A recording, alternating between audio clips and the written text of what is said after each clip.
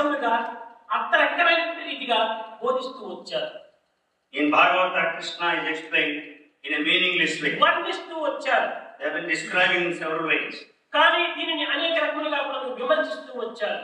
They have been criticizing in different ways also. కానీ అర్థం తెలియనటువంటి వ్యక్తులు దీనిని కేవలం విమర్శిస్తూ రావడంలో ఒక అర్థరహితమైనటువంటి విమర్శలే.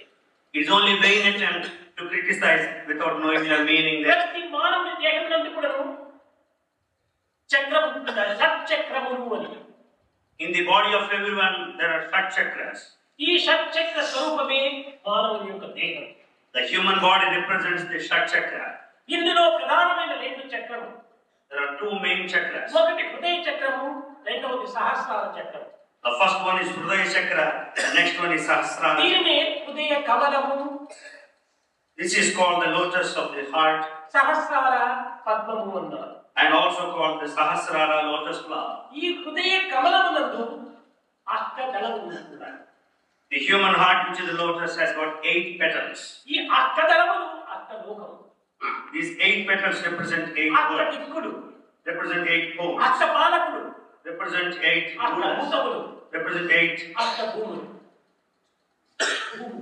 represent 8 earths.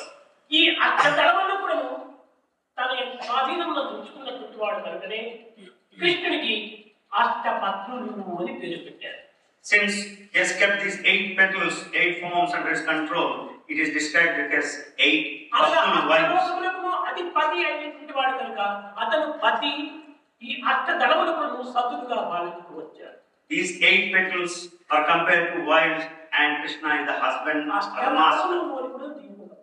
They are described as 8 queens. అష్టరాణు అంటే అష్ట భాగ్యం కాదు. అష్టదళములను తన ఆధీనంలో ఉంచుకున్నటువంటి వాడు కనుక ఆధీనంలో ఉంచుకున్నటువంటి వాడు పతి, ఆధీనంలో ఉండినటువంటి సతి అని టీకా. 8 queens do not represent wives. The one who keeps them under control is the husband. The one controlled is the wife. భరించేటువంటి వాడు భర్త, భరింపబడేటువంటి భార్య. The one who takes care of his husband, the one taken care of. అంతేకాని లోక సంబంధమైన భార్య భర్తల వలె కాదు. It's not something like worldly relationship. ఈ విధమైనటువంటి యొక్క అర్థములను తీసుకున్న చేతనే భాగవతమునందు అనేక రకమైనటువంటి విమర్శలు ప్రారంభమైనాయి. Because of such distorted versions, we have so many of ideas.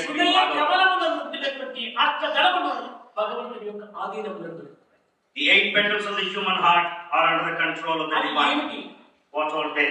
Sabdabrahmamayi Characharayi Jyotirmayi Vamayi Nityanandamayi Paratparamayi Mayamayi Srimayi Sabdabrahmamayi Characharayi Jyotirmayi Vamayi Nityanandamayi Paratparamayi Mayamayi Srimayi.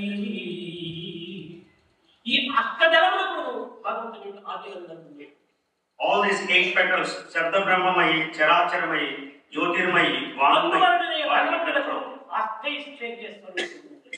So the divine is described as the form of Ashtaishwarya. కనుక కృష్ణునికి అష్టపత్రులు అనగా ఈ అష్టదళములే అష్టపత్రులు. The 8 wives of Krishna meant the 8 petals. ఇంకా 16,000 మంది గోపికలు కృష్ణులకు పత్రులుగా అయ్యారన్నారు. The 16,000 gopikas are thought to be wives of Krishna. ఎవరు? Who are they? కేవలం భౌతికమైన స్వరూపాన్ని ధరించిన గోపికలు కాదు. They are not merely gopikas in physical form. సహస్ర దళములతో కూడినటువంటిది ఈ యొక్క శిరస్సునందున్న పద్మం. The head contains the Sahasradala, the one with 16,000 petals. ఈ సహస్ర దళములు ఎందుకును ఒక్కొక్క దళములు ఎందు 16 కళలు ఉన్నాయి. In these 1000 petals, each petal has got 16. అతని యొక్క షోడశ కళా స్వరూపుడు అని. That is what is called Shodasha Kala Swarupa. ఈ 16 కళలతో 1000 యొక్క దళములను వాయిస్ ఎత్తించినప్పుడు ఇది 16,000 మంది దళములుగా ఉంటుంది. అదే 16,000 మంది గోపికలు. Each petal having 16 kalas, 1000 petals make a total of 16,000. కనుక సహస్రార పద్మములందు 16,000 మంది సజీవమైనటువంటి దళములు ఉన్నాయి. In Sahasrara, there are life-giving 16 16,000 petals. మూలాధారం ప్రారంభించి సహస్రారంలో ప్రయాణం చేసినప్పుడు ఈ కుండలిని శక్తి 16,000 మంది ఈ యొక్క దళములతో ఏకమైపోతుంది. Kundalini traveling from Muladhara, getting into Sahasrara, merging the 16,000 ఇది petals. భగవంతుని యొక్క అంతరార్థములకు, అంతర్బోధకు, అంతర్దివ్యత్వానికి ఉండేటువంటి యొక్క అర్థం. This is the inner significance of the divine teaching and the divinity. అంతరార్థాన్ని గుర్తించక బాహ్యార్థాన్ని అభివృద్ధిపరిచి నానార్థములు పెంచుకొని యథార్థములు వదిలిపెట్టి అనర్థంలో జీవిస్తున్నారు మానవుడు.